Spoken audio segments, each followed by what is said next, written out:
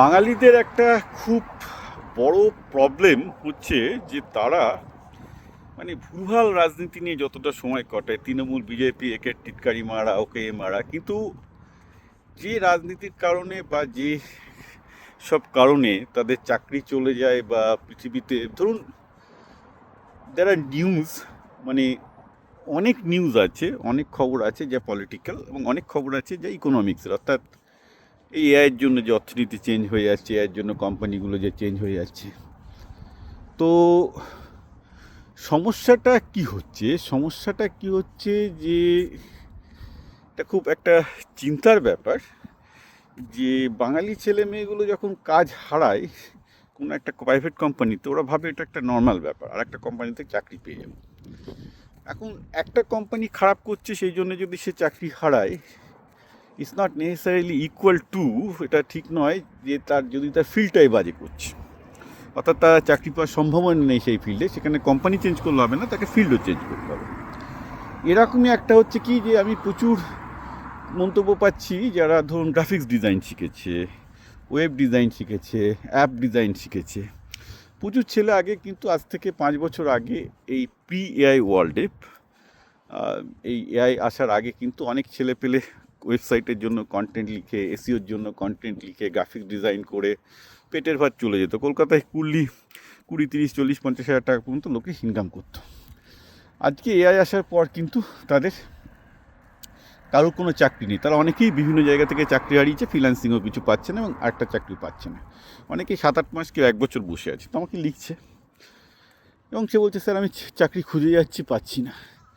এই যে ছেলেটা আমাকে বললো, বা মেয়েটা আমাকে বললো যে স্যার এই ফিল্ডে চাকরি খুঁজে যাচ্ছে, আমি গ্রাফিক ডিজাইন খুব ভালো জানি, আমি আজ থেকে 1 বছর আগে চাকরি হারিয়েছি, তারপর আর চাকরি পাচ্ছি না, 1 বছর ধরে আপনি আমাকে একটা চাকরি খুঁজে পেতে দিন। আমি একে কী বলবো বলুন?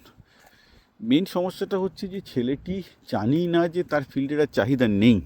এখন সবই এআই ড্রিভেন গ্রাফিক্স ডিজাইন করছে, এআই ড্রিভেন গ্রাফিক্স ডিজাইন যে কেউ করতে পারে। আমার ওয়েবসাইট আমি এখন নিজেই বানিয়ে নিই, আমার 1 মিনিট সময় লাগে। আমার আগে লাগতো গ্রাফিক ডিজাইনার, লাগতো ওয়েবসাইট ডিজাইনার লাগতো, এখন সব কিচ্ছু লাগে না, নিজেই 1 মিনিটে করে নিতে পারি।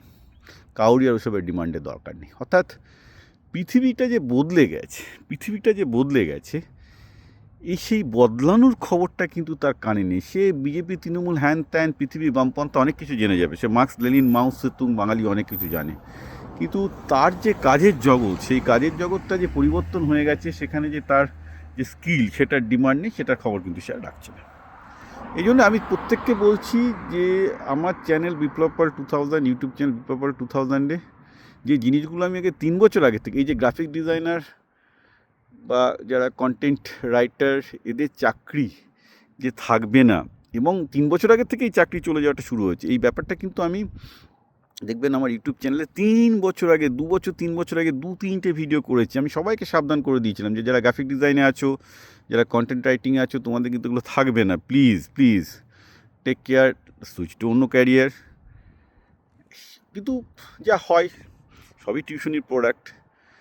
যে কেন পৃথিবীটা পরিবর্তন হচ্ছে, কেন তার চাকরি পেতে অসুবিধা হচ্ছে, সেটা নিয়ে যে একটা প্রশ্ন, এই যে মনের মধ্যে একটা প্রশ্ন থাকা, কৌতূহল থাকা, কেন আমার চাকরি পেতে অসুবিধা হচ্ছে, আগে তো হয়নি, এবং তাহলে আমি একটু গুগলকে জিজ্ঞাসা করি, ইউটিউবে করলেই তারা দেখতে পেত। আমি তো আমার চ্যানেলে তো দিয়েই রেখেছি যে কী হয়েছে। তো এইটুকু মিনিমাম গ্রুমিংও তাদের নেই, খুব চিন্তার ব্যাপার। আমি আবার বলছি, বাঙালি সব কিছুতে ডেপো পাকা হয়ে গেছে, কিন্তু মুশকিল হচ্ছে যে তার জীবিকা অর্জনের জন্য যে পৃথিবীটা তার চারিদিকে বদলে যাচ্ছে, সেই বদলানোর সময়টাকে, সেই বদলানোর সময়ের যে খবরগুলো, আজকে তো ইউটিউবে শুধু বিপ্লব পাল নাই, আরও অনেকেই এইসব ব্যাপার নিয়ে বলছে, আমি হয়তো একটু আগে থেকে বলেছি, তাদের মধ্যে কিন্তু আমি দেখেছি কোনো ফুলদোল নেই।